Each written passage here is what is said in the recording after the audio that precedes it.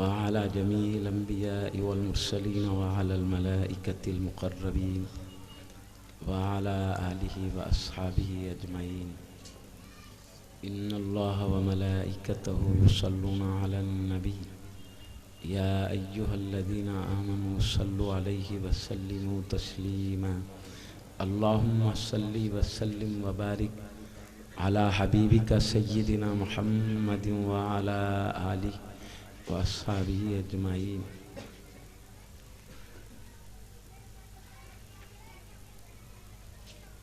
عظیم المرتبت جلیل القدر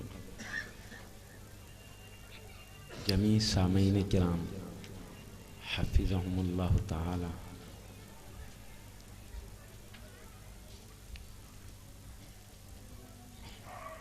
یہ محفل انتہائی مبارک محفل ہے، کیونکہ یہ محفل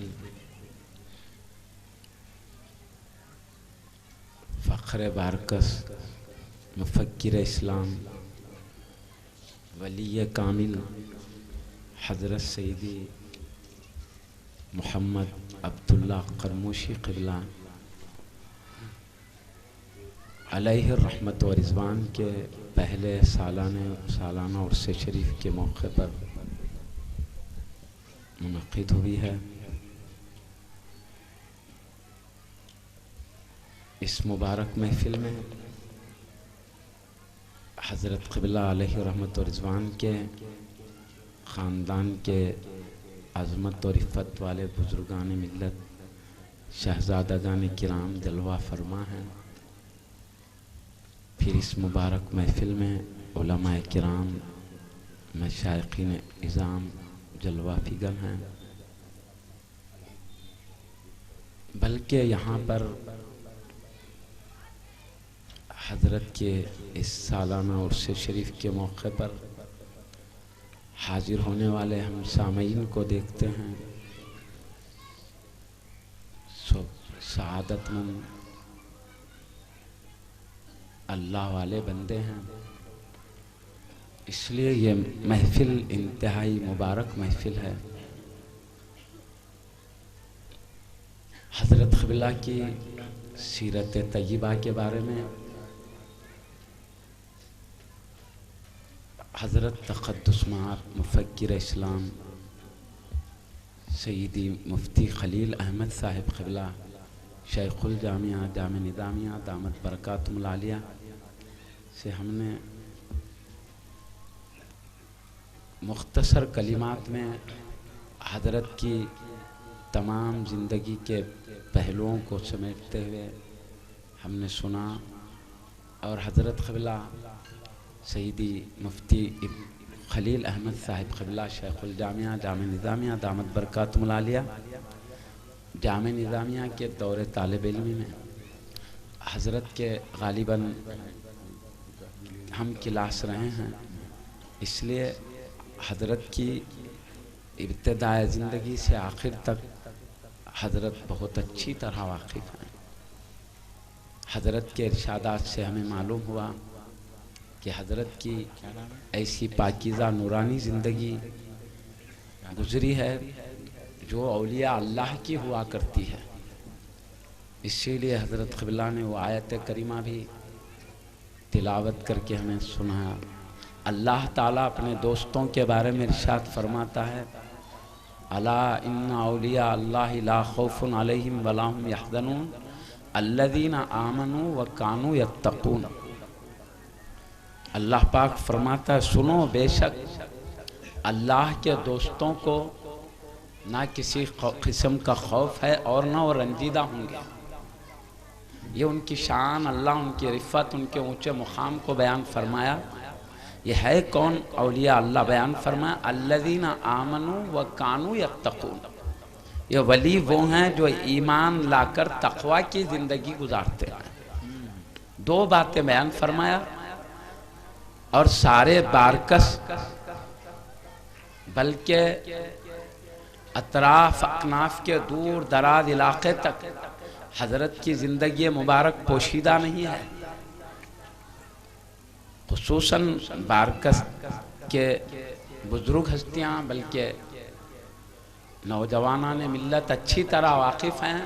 آپ کی ساری زندگی نہ صرف اعلیٰ درجے کے ایمان پر قائم تھی بلکہ تقویٰ کے بلند مرتبے پر آپ فائز تھے. یہی نہیں بلکہ آپ چاہتے تھے کہ سارا ماحول اللہ کے حبیب کی امت سب ایمان اور عمل کے اعلیٰ مقام پر پہنچ کر ہر ایک اللہ کا دوست بن جائے. یہ کوشش کیا کرتے تھے.